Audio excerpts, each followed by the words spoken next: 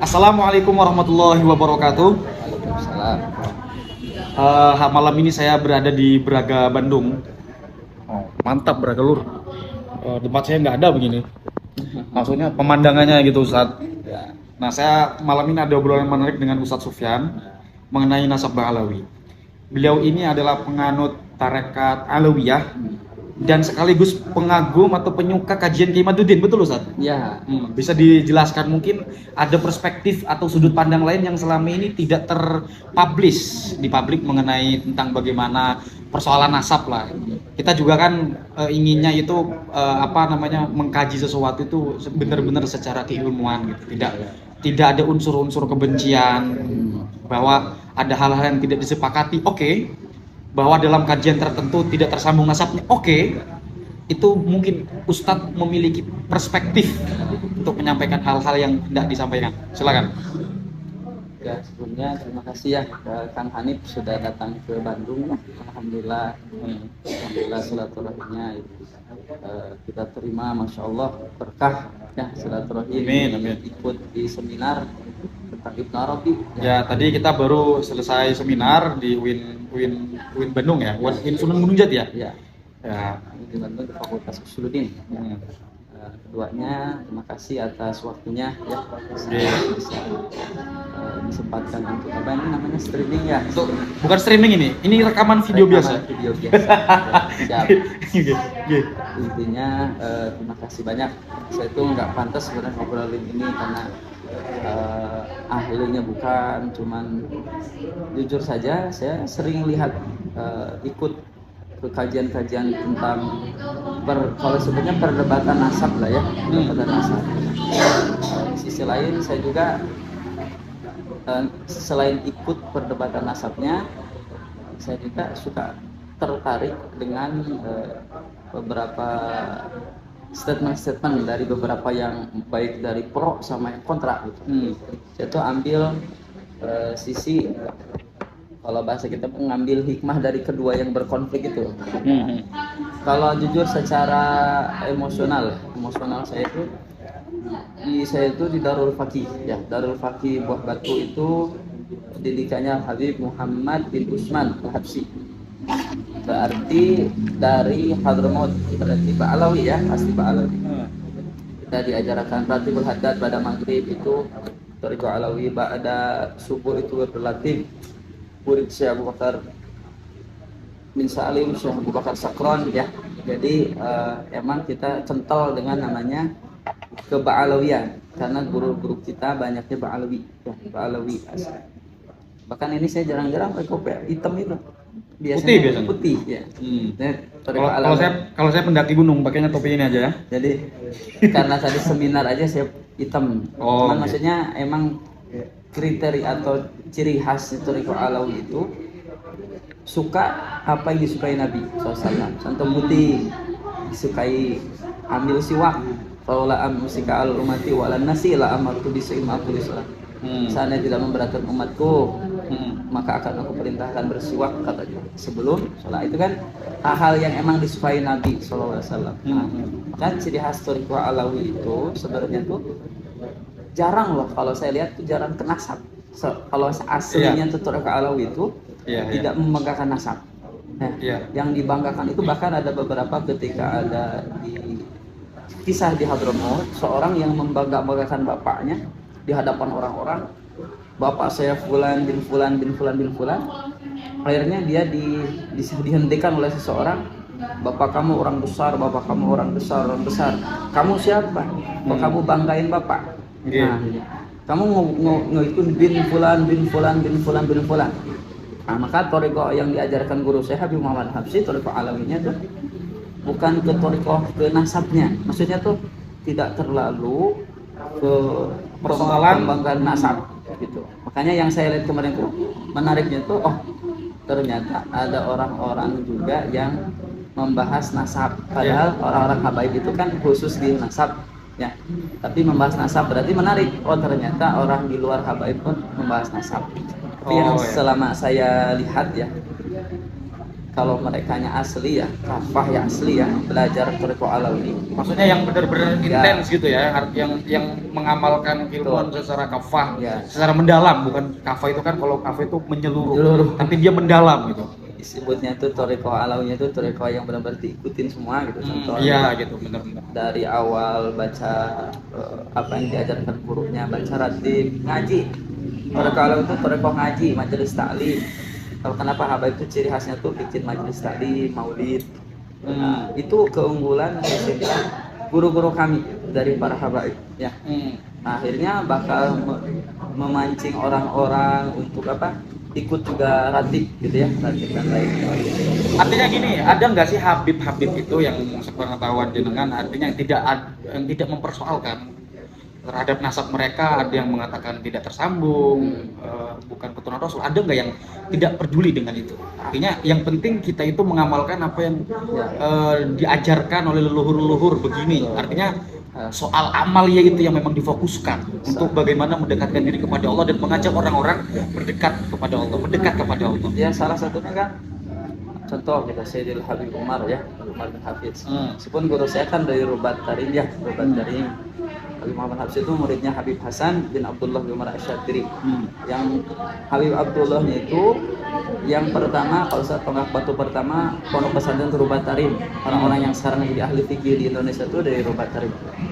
Contoh Habib Umar, Sayyidil Habib Umar itu yang ditonjolkan itu kan contohnya dari akhlak beliau. Cara dakwahnya beliau yang humanis contohnya.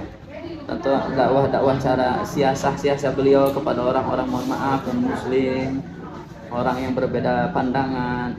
Yang itu pun bisa, apalagi menyangkut habaib, contoh nasab gitu ya. Bahkan saya sedikit sekali mendengar gitu ya. Habib Umar atau Sayyidil Habib Umar itu membanggakan nasab. Satu pun.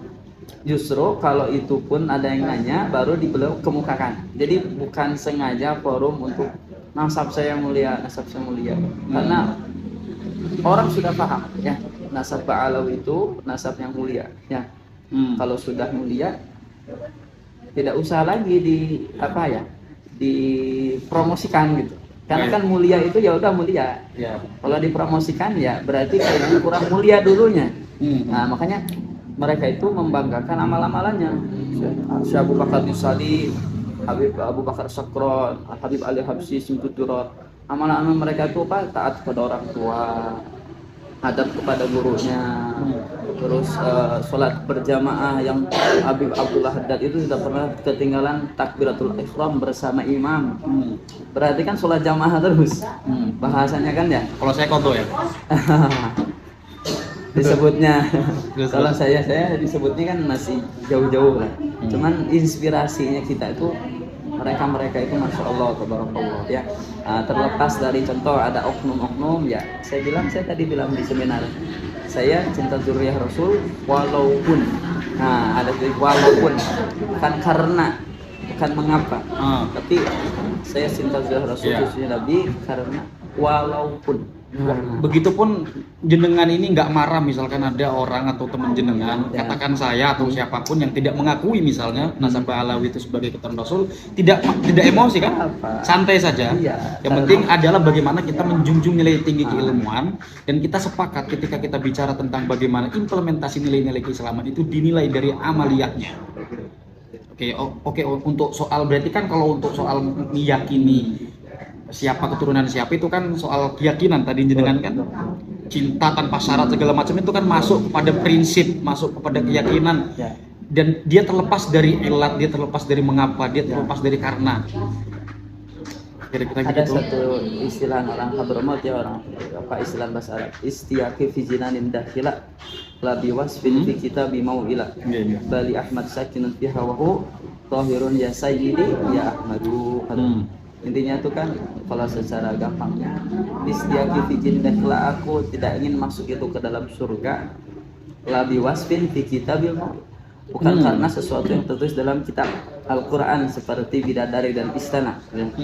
Bali Ahmad sakinun fi hawahu, akan tetapi karena di dalamnya terdapat Nabi Muhammad sallallahu alaihi wasallam. Nah, jadi prinsip itu yang dipegang oleh kebanyakan orang ahlu tarikh al-Hadramaut.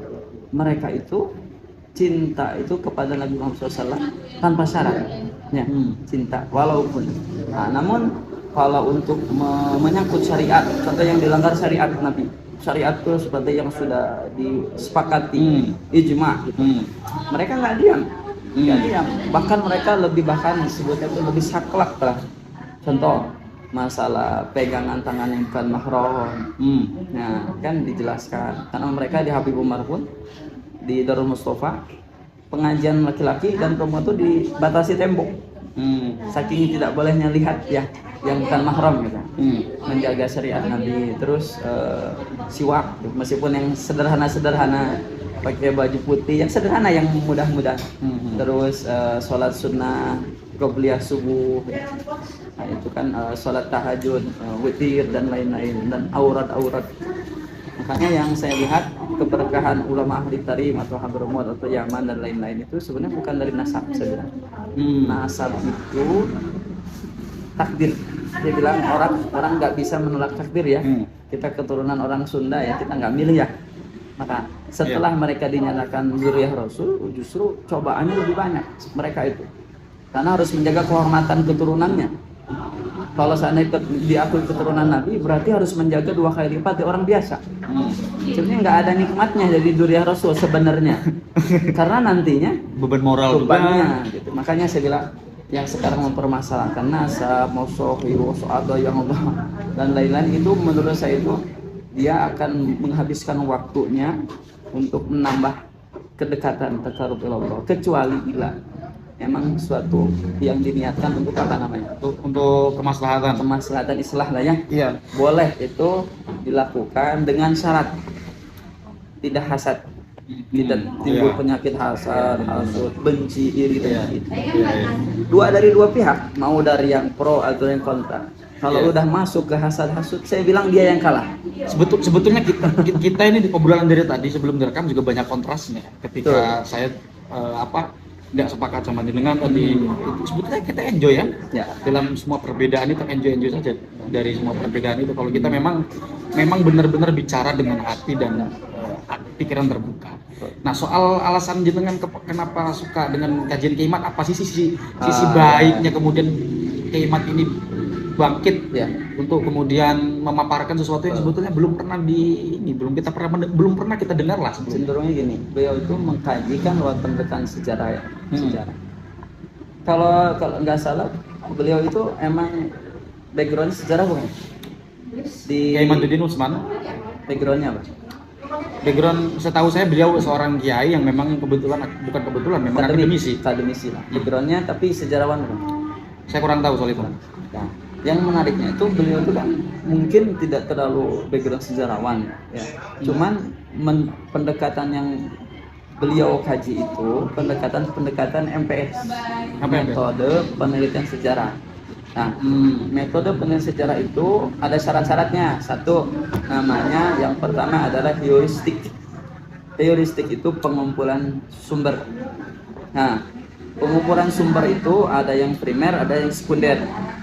Nah, yang primer itu data otentik yang ditemukan, contoh kalau kejadiannya tahun 95, berarti harus di tahun 95. Itu primer.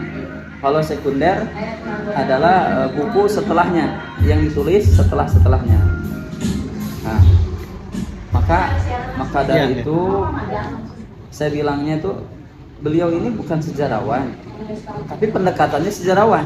Menarik, buat saya itu menarik. Karena orang yang mengkaji ini tuh setelah heuristik, MPS heuristik, langsung dia tuh historiografi. Historiografi itu adalah nanti interpretasi sejarah. Akhirnya kan kesimpulan sementara dari beliau, nasab Alawi itu kalau bahasa yang pertama itu terputus menurut pendekatan daftar pustaka. Nah, itu kan sebenarnya belum selesai. Ya, sebenarnya kalau kita tahu kalau pembatal itu kan interpretasi Kiai Mat. Iya. Karena memang dari algoritma dilihat dari kitab-kitab sezaman baik sekunder maupun primer itu susah untuk dihubungkan. Kemudian selain heuristik juga ini sebetulnya produk dari antropologi modern ya. Antropologi. Ya, dia sifatnya sangat positivistik dan menuntut kitab sezaman itu kan berkaitan dengan kerealitisan, kreatisan itu dan empirisme ya. ada empirisme itu apa ya? Kitab sezaman itu kan berkaitan dengan Ya. catatan-catatan yang empirik gitu loh.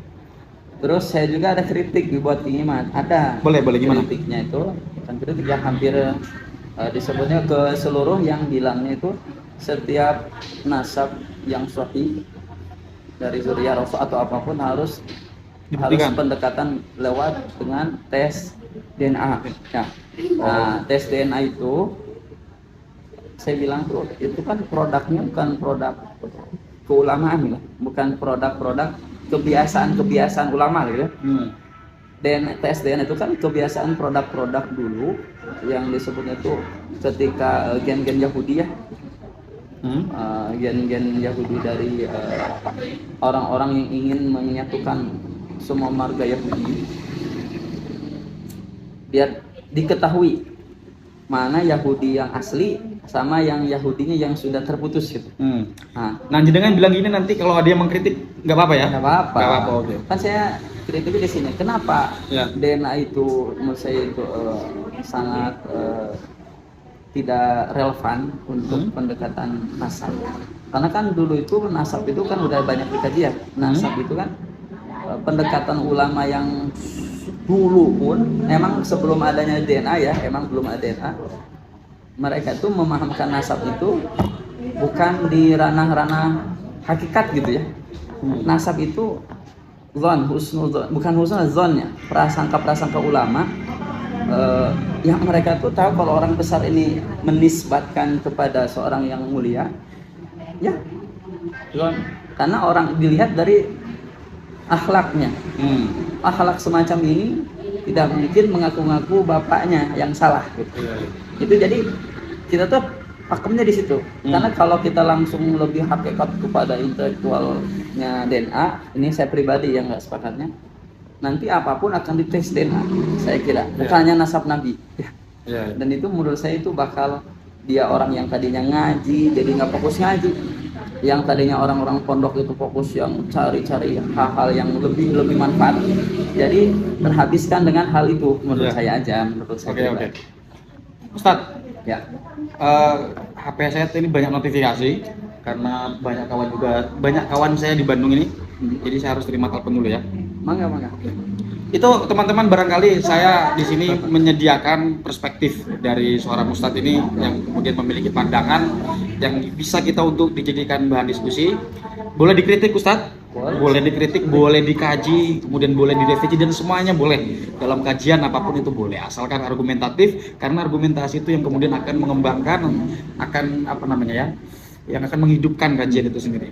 Ustadz, terima kasih nih. Ya, sama-sama. Tadi saya ngefans sama Hanif. Karena sering saya ngefans sama jenengan. Jadi antum tuh sama guru saya namanya Habib Haris Al-Habsyi, dibilangnya pemuda copisme. Oh gitu ya. Copisme tahu? Enggak. Ya nanti cari aja. Ya, gitu aja teman-teman. Okay. Wassalamualaikum warahmatullahi wabarakatuh. Waalaikumsalam.